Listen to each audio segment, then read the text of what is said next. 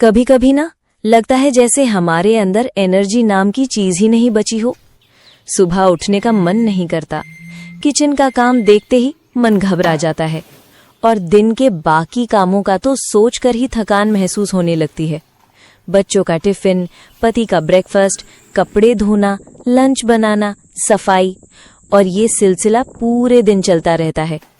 हर काम कल पर टालने का मन करता है और दिन के अंत में सिर्फ गिल्ट मिलता है कि कुछ प्रोडक्टिव नहीं किया।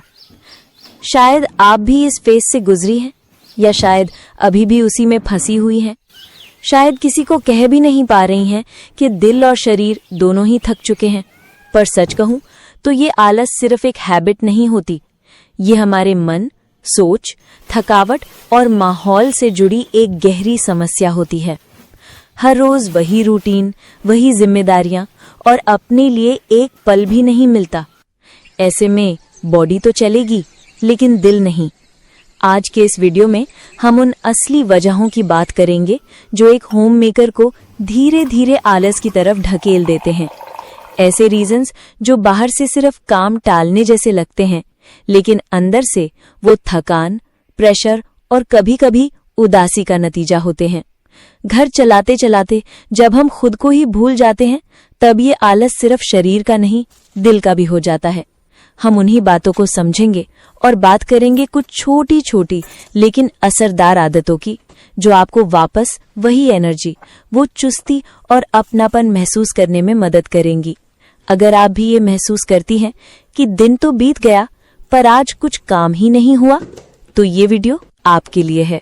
आजकल हम सब YouTube पे व्लॉग्स देखते हैं, स्पेशली प्रोडक्टिविटी व्लॉग्स, जहां एक महिला एक दिन में 10 काम निपटा रही होती है। सुबह योगा, फिर ब्रेकफास्ट, बच्चों का लंच, घर की सफाई और फिर शाम में अपनी हॉबीज। हम देखते हैं और सोचते हैं, वाह, मैं भी ऐसा रूटीन फॉलो करूंगी। अगले ही पल हम नोटबुक लेकर अपने कल के लिए एक बड़ी लिस्ट बना लेते हैं। सुबह 5 बजे उठना, पूरा घर साफ करना, 2 महीने से पेंडिंग पेंट्री ऑर्गेनाइज करना और थोड़ा अपने लिए भी टाइम निकालना, जैसे उस व्लॉग में देखा था। हम एक्साइटेड फील करते हैं, सोच लेते हैं कि बस कल से मेरी लाइफ बदल जाएगी और इसी उम्मीद में सो जाते हैं। पर सुबह जैसे ही आंख खुलती है, दिमाग वही लिस्ट याद दिलाता है, आज तो सब कुछ करना है। शुरुआत भी अच्छी होती है, पर जैसे जैसे दिन ढलता है, टू डू लिस्ट के आधे से ज्यादा टास्क वैसे ही पड़े होते हैं। कुछ टाइम बचा नहीं, कुछ एनर्जी नहीं और मन भी नहीं करता। तब हम फ्रस्ट्रेट हो जाते हैं, अपने आप से नाराज हो जाते हैं कि मैं तो कभी कुछ पूरा ही नहीं कर पाती, मैं कितनी लेजी हूँ। वो व्लॉग वाली महिला देखो, उसने तो सब कुछ मैनेज कर लिया। और यहीं से फिर गिल्ट शुरू हो जाता है। जो कल नई एनर्जी से भरा था, वो आज एक और हार बन जाता है। देखिए, सोशल मीडिया हमारे लिए एक विंडो बन गया है, जहां से हम दूसरों की लाइफ का वो हिस्सा देखते हैं जो वो दिखाना चाहते हैं। एक चमक धमक भरा रूटीन, एक परफेक्ट किचन, एक हमेशा मुस्कुराता हुआ बच्चा और एक ऐसा पति जो हमेशा मदद करता हुआ दिखाई देता है। पर ये एक एडिटेड वर्जन है, एक रियल लाइफ नहीं। अब इसका सोल्यूशन क्या है? सबसे पहला स्टेप है लिमिट सेट करना। अपने फोन में सोशल मीडिया एप्स के लिए एक फिक्स टाइम सेट करो। दिन में 30 मिनट या 1 घंटा, बस उतना ही। और उस वक्त भी सिर्फ उन लोगों का कंटेंट देखो जो आपको मोटिवेट करता हो, न कि गिल्ट या प्रेशर देता हो। अगर किसी का वीडियो देखने के बाद आपका मन दुखी हो जाता है या खुद से घिनसी होने लगती है, तो समझ लीजिए वो कंटेंट आपके लिए नहीं है। उसे म्यूट कर दो, अनफॉलो कर दो, क्योंकि अपना मेंटल पीस किसी के फेक ग्लो से छोटा नहीं होता। दूसरा स्टेप है अपनी असली जिंदगी को देखना।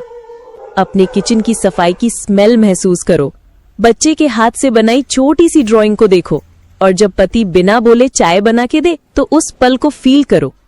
ये सब चीजें सोशल मीडिया पर नहीं होती, ये रियल लाइफ में होती हैं, और वही असली खुशी होती है। और एक और बात, अगर किसी और की वीडियो देखकर आप इंस्पायर्ड फील करती हैं, तो उस इंस्पिरेशन को कॉपी करने में मत लग जाइए। उस इंस्पिरेशन से अपनी लाइफ में छोटी सी सुधार लाइए।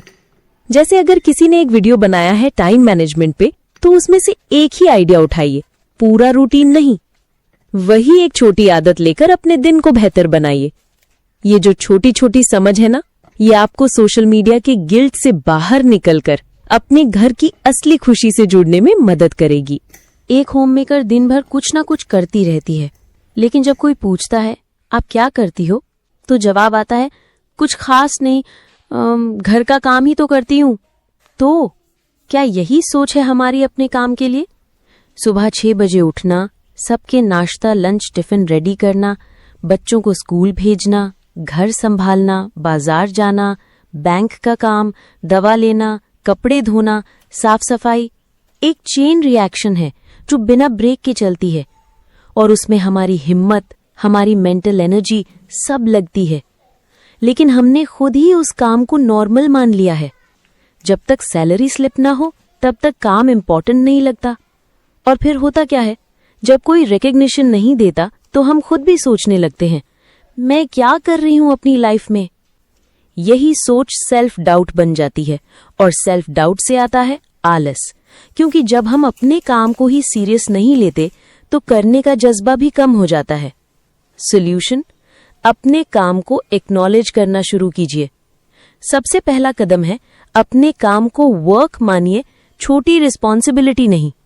रोज के काम का एक टू डू लिस्ट बनाइए और हर काम के बाद उस पर टिक लगाइए। जब end of the day list में 8 से 10 टिक दिखेंगे तो खुद आपको लगेगा वाह, मेरा तो पूरा दिन प्रोडक्टिविटी से भरा था। अपने दिन के काम की वैल्यू को आप खुद अप्रिशिएट कीजिए, चाहे वो एक अलमीरा साफ करना हो या बच्चे के लिए टाइम पर होमवर्क चेक करना। हर चीज एक एफर्ट है। अपनी फैमिली को भी आपके काम के बारे में ओपनली बताएं। कभी कभी बोलना पड़ता है कि मुझे लगता है कि मेरे काम को सीरियसली नहीं लिया जा रहा, और ये कहना कोई घमंड नहीं है, ये एक हेल्दी बाउंड्री बनाना होता है। अगर कभी किसी में कह दिया तुम तो घर पर ही होती हो, तो उसके बाद खुद से एक बार जरूर कहना हाँ, मैं घर पर ही होती हूँ और इसी घर को स्वच्छ प्यार भरा बनाए रखती हूँ। आपका काम, आपका रूटीन किसी जॉब डिस्क्रिप्शन से कम नहीं है। जब आप अपने काम की वैल्यू समझना शुरू करती हैं तो लोग भी उसकी इज्जत करना शुरू करते हैं। और सबसे जरूरी बात, तब आप खुद भी उस काम को मन से करती हैं, ना कि थकान और मजबूरी के साथ। कभी नोटिस किया है, जब कोई काम करने से पहले ही हम उसके बारे में इतना सोच लेते हैं कि एक्चुअल में करने की एनर्जी बची ही नहीं होती। एक होममेकर का दिमाग कभी खाली नहीं होता। हर वक्त कुछ ना कुछ प्लानिंग चलती रहती है। बच्चे का स्कूल का प्रोजेक्ट, पति के कपड़ों का आयरनिंग, फ्रिज का सफाई, और कुछ पुराने कपड़े जो कब से अलमारी के कोने में पड़े हैं उन्हें निकालकर सॉर्ट करना। ये ओवरथिंकिंग एक इनविजिबल थकान बन जाती है। हम बैठते हैं 10 मिनट के लिए चाय लेने, पर वो चाय भी पूरे आराम से नहीं पी पाते, क्योंकि दिमाग वही अगला काम याद दिलाता रहता है। और जब मन ऑलरेडी इतना भारी हो तो शरीर कैसे चलेगा? इस ओवरथिंकिंग का सबसे आसान और इफेक्टिव सोल्यूशन है दिमाग से बात को निकालकर कागज पर रख देना। सुबह उठते ही या रात को सोने से पहले एक डायरी लो, कोई सिंपल नोटबुक जो सिर्फ आपकी हो, और उसमें लिखना शुरू करो जो कुछ भी दिमाग में चल रहा है, जो कल करना है, जो चिंता दे रहा है और जो बस मन में बार बार आ रहा है, चाहे वो काम से जुड़ी हो या किसी बात से। आप देखेंगे कि जब एक बार आपने उन थॉट्स को लिख दिया तो दिमाग हल्का महसूस करेगा, क्योंकि जब तक वो सोच दिमाग के अंदर रहती है वो चक्कर काटती रहती है और हम सोचने में ही थक जाते हैं। दूसरी एक छोटी सी आदत, पूरे दिन की प्लानिंग एक ही बार मत करो। एक साथ हर एक छोटे काम की लिस्ट मत करो, बस 3 काम लिखो, सिर्फ 3। वो 3 काम जो सबसे जरूरी हैं, जिसे करने के बाद आपको लगे हाँ, आज कुछ किया। और अगर कोई काम रह भी गया ना, तो अपने आप से कहना सीखिए, मैं थकी नहीं हूं, बस मेरा मन भरा हुआ है, कल फिर ट्राई करूंगी।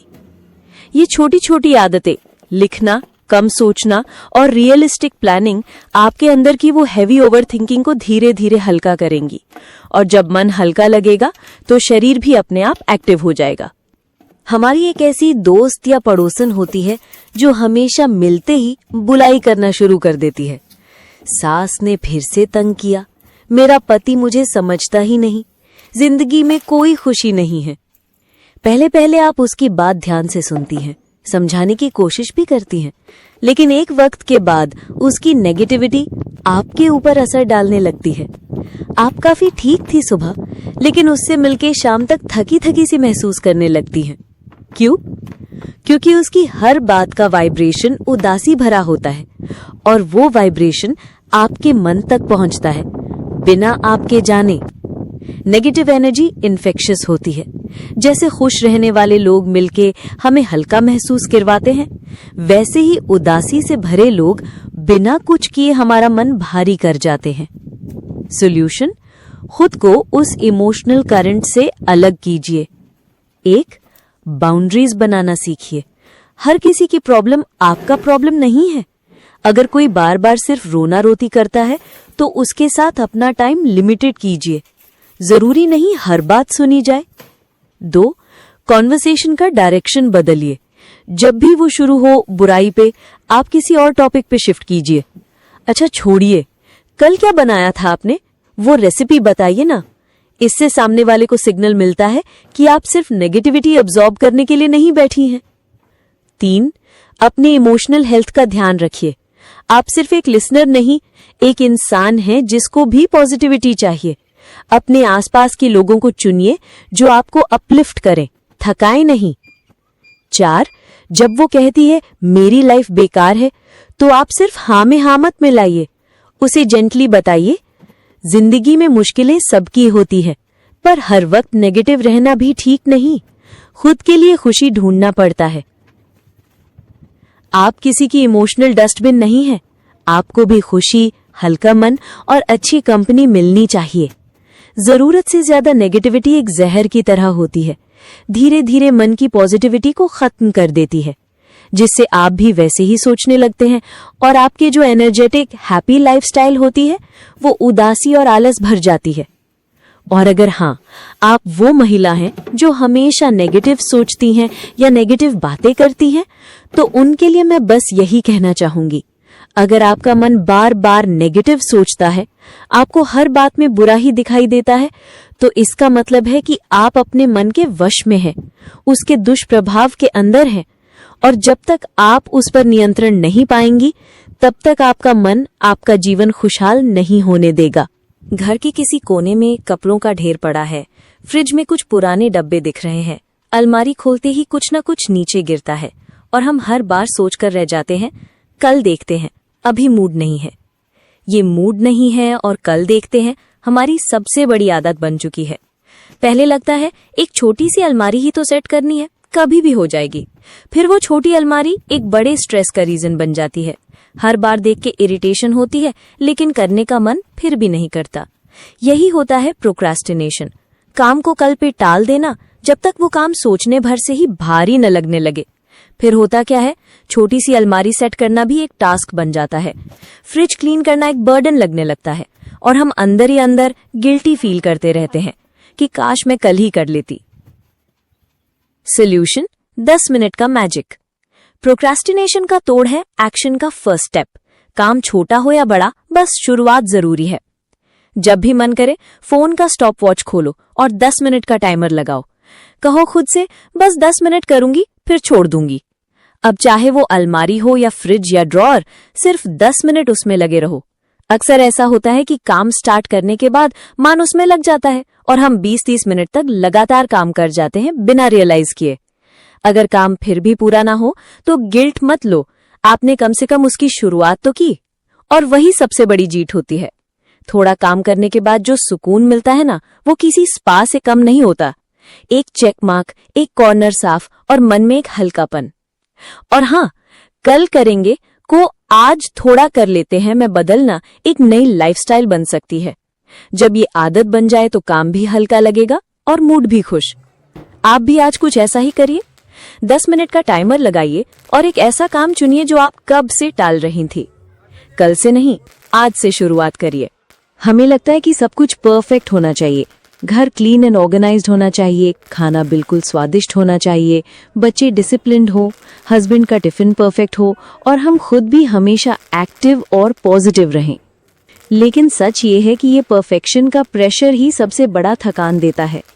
अगर दाल में थोड़ा नमक कम हो गया या एक दिन बच्चे का होमवर्क रह गया तो क्या दुनिया रुक जाएगी? नहीं ना। लेकिन हम खुद को अंदर ही अंदर डांटने लगते हैं और फिर धीरे धीरे मोटिवेशन चली जाती है। इसलिए अपने लिए थोड़ा सॉफ्टनेस रखिए। घर चल रहा है, सब लोग ठीक हैं, कभी कभी हंसी मजाक भी हो जाता है, तो बस वही तो जीत है। परफेक्ट होने से ज्यादा जरूरी है खुश रहना, और अगर आप खुश हैं तो घर भी खुश है। अपने आप से इतनी एक्सपेक्टेशंस रखना बंद कीजिए जिनकी वजह से आपका दिल ही उदास हो जाए। हर दिन अपने आप से एक ही बात कहिए, आज जितना किया वही काफी है। घर पे रहते रहते हम सोचने लगते हैं कि हम तो पूरा दिन काम करते हैं, फिर एक्सरसाइज की क्या जरूरत है। लेकिन एक बात जो बहुत लोग नहीं समझते वो ये है कि घर के काम एक्सरसाइज नहीं होते। हाँ, काम जरूर होते हैं, दिन भर का काम, कभी कुकिंग, कभी रोटी बेलना, कभी बर्तन, कभी कपड़ों का पायल, पर ये सब फिजिकल